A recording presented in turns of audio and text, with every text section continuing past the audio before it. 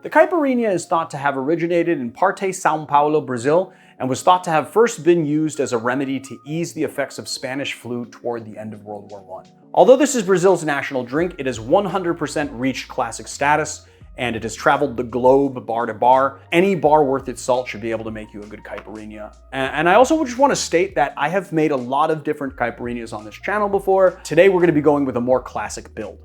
So the first thing we're going to do is take a lime, and we are going to cut it into wedges.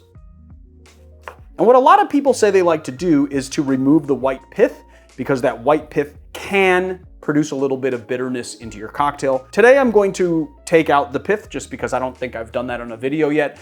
I usually don't for two reasons. One, a little bit of bitterness inside a cocktail helps to temper the sweet notes of a cocktail and give it a little more complexity. And two, when you muddle this, as long as you're not muddling crazy, you're not going to extract a ton of bitterness from that pith.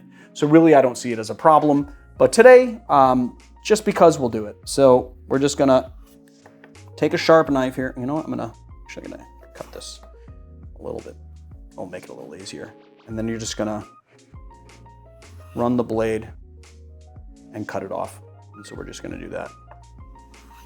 And then what we're gonna do is take our glass here. I like to use caster sugar because it dissolves it a lot easier. 2 teaspoons of sugar. And then we're gonna put in our limes, and I like to put them peel side down so that you can extract the oil when you muddle. And then we're just gonna muddle this. You wanna muddle it to extract all the juice and of course to express the oils from the peel, but you don't wanna be crazy. So you wanna do a really deliberate movements here. 2 ounces of unaged cachaça. I'm gonna use still strength here. Give it a little oomph. And honestly, it doesn't have to be unaged cachaça. Traditionally, you'll find unaged cachaça in a Caipirinha, but you can use barrel-aged ones to give more complexity to the drink if you like. All right, we're gonna add in our rough cut cubes, fill the glass up, and we're gonna give this all just a stir until a sweet ice settles and it's all chilled. All right, cheers.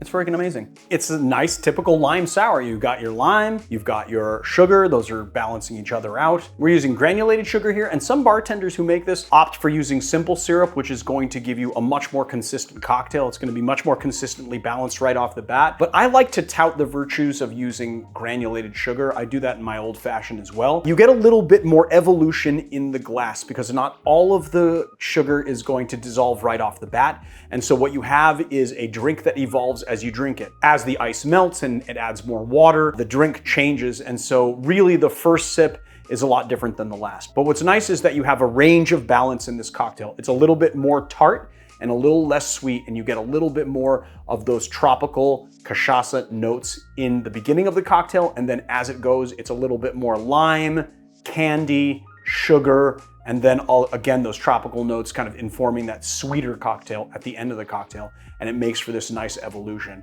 And so I really like the traditional build, although I have and I will continue to use simple syrup on occasion. So there it is, the Caipirinha.